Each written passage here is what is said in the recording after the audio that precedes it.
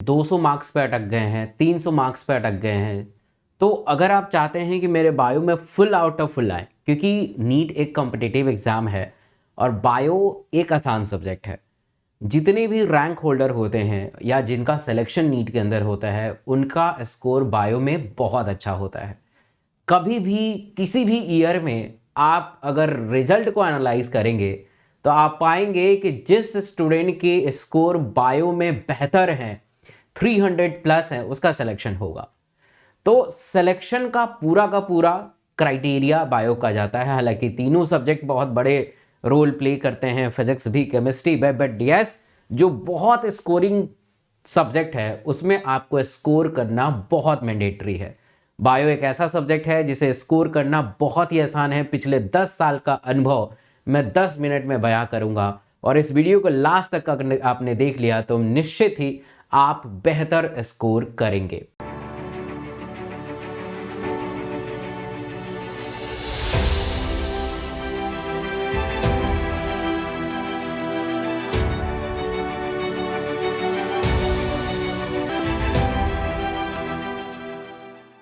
तो आप किसी भी अवस्था में क्यों ना हो, आपके बायो में बेहतर स्कोर नहीं आ रहे हैं, चाहे आप बहुत बार क्वेश्चन प्रैक्टिस कर रहे हैं या बहुत थ्योरी कर रहे हैं या कैसी भी कर रहे हैं, इस वीडियो को ध्यान से देखिएगा, आपका स्कोर निश्चित ही होगा, बेहतर होगा।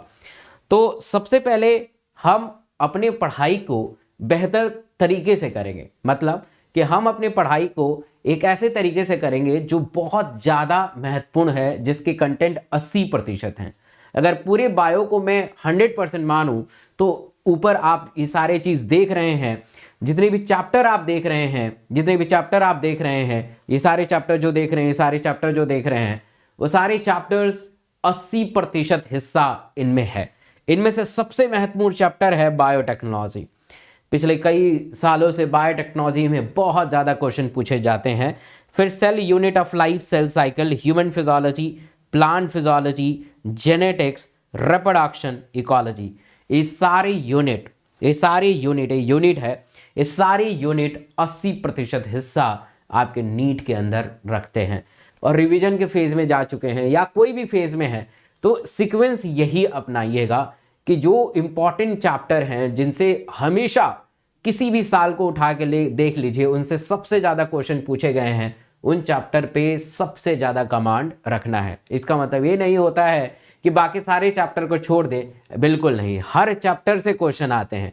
ऐसा कोई भी चैप्टर नहीं है जिससे क्वेश्चन ना पूछा जाए।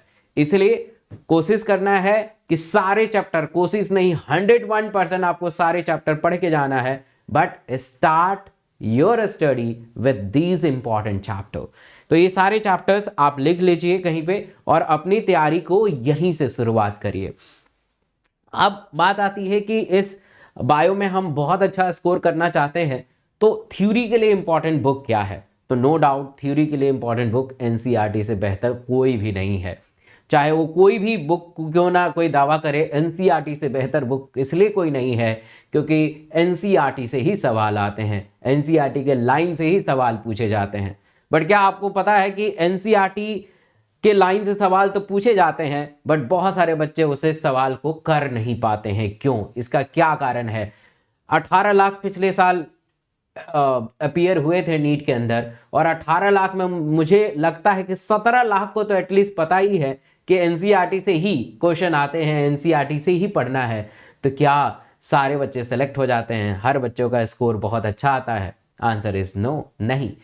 तो सिर्फ ये जानना महत्वपूर्ण नहीं है कि एनसीईआरटी महत्वपूर्ण सब्जेक्ट बुक है, ये जानना इंपॉर्टेंट है कि उस एनसीईआरटी को कैसे पढ़ें, उस एनसीईआरटी के लाइन को कैसे समझें, और उस एनसीईआरटी को बेहतर तरीके से समझने का क्या तरीका हो सकता है। तो एनसीईआरटी इंपॉर्टेंट तो है ही है, साथ में जो भी आप जहाँ पे पढ़ रहे हैं वहाँ पे आपके टीचर नोट्स बना रहे होंगे, नोट्स आपको लिखवा रहे होंगे, बट एक चीज़ ध्यान रखिएगा, वो नोट्स सिर्फ और सिर्फ एनसीईआरटी बेस्ड होना चाहिए। इधर उधर के बहुत सारा कूड़ा कचरा, अधिक सारी जानकारियाँ, एडिशनल इन्फॉर्मेशन आपके काम में नहीं आने वाले हैं। ये महज आपके नॉलेज को इन्हांस कर सकते हैं, मार्क्स को इन्हांस नहीं कर सकते हैं। सॉरी टू से, हमारा एजुकेशन सिस्टम ही ऐसा है कि we are focusing about the marks, not for the knowledge. But आपके लिए भी जरूरी है कि आप मार्क्स के तरफ जाइए, क्योंकि आपके मार्क्स आएंगे तभी आपका एडमिशन होगा, तभी आप अपनी मंजिल को प्राप्त करेंगे, तभी आपका सपना पूरा होगा।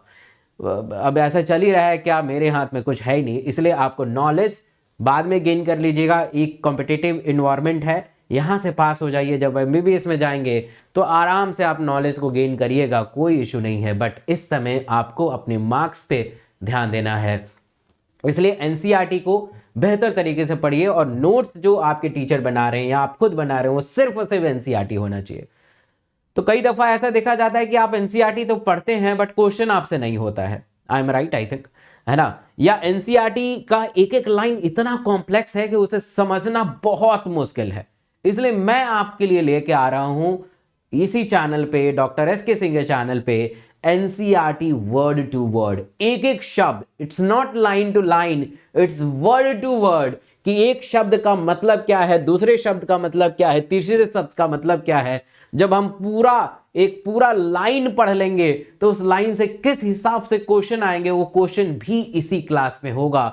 रोजाना 8 बजे इसी चैनल पे, इसी फ्राइडे से चीजें आ रही हैं, तो इस क्लास में जरूर आइएगा 8 बजे।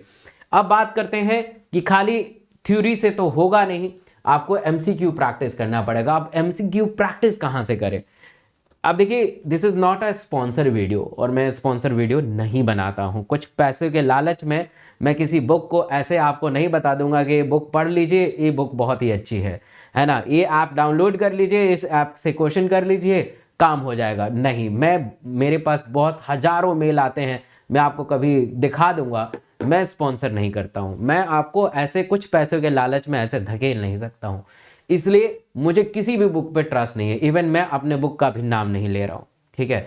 तो आपको एमसीक्यू प्रैक्टिस करना है, एनसीईआरटी बेस्ड क्वेश्चन। ये बहुत बड़ा चैलेंज है कि एनसीईआरटी बेस्ड क्वेश्चन कहां है, कौन से बुक से हैं, ठीक है। तो मैं कोई भी बुक नहीं बताऊंगा, मैं अपने ऊपर ट्रस्ट करता हूं, मैंने खुद अपने हाथों से क्वेश्चन बनाए हैं, मेरी टीम काम करती है जो एनसीईआरटी के एक एक लाइन से क्वेश्चन उठाती है और उस क्वेश्चन को बनाई है, वो मैंने बुक पब्लिश नहीं किया है। मैं आप सबके लिए फ्री में अनअकैडमी के ऊपर एनसीईआरटी बेस्ड क्वेश्चन कराता हूं रोजाना 9 बजे, ये फ्री है। आप मेरे इस क्लास में आइए, बहुत सारे बच्चे इस क्लास में आते हैं और सुबह 9 बजे डेली होता है 1 डे 1 चैप्टर सीरीज हमने स्टार्ट किया है, chapter wise mock test which is truly based on the NCERT, और इस क्लास में आइए, आपको फ्री में प्रैक्टिस मिलेगा, बेहतरीन मिलेगा। मेरे टेलीग्राम से जुड़ जाइएगा, इस वीडियो के डिस्क्रिप्शन बॉक्स में है, जो आपको इसका रोजाना नोटिफिकेशन मिलेगा। अब बात आते हैं कि प्लान ऑफ एक्शन क्या होना चाहिए, कैसे इसे प्रोसीड करें। तो देखिए, आपको पता है कि एनसीईआरटी तो रीड करना ही करना है। जब भी आप पढ़ाई करें, जब भी आप सेल्फ स्टडी करें, तो एक लाइन जब आप पढ़ें उसको तो focus on each and every line ध्यान से, और एक लाइन जब आपने पढ़ा तो आंख बंद करके उसे रिकॉल करिए उसी वक्त, उसी समय, कि मैंने अभी क्या पढ़ा है।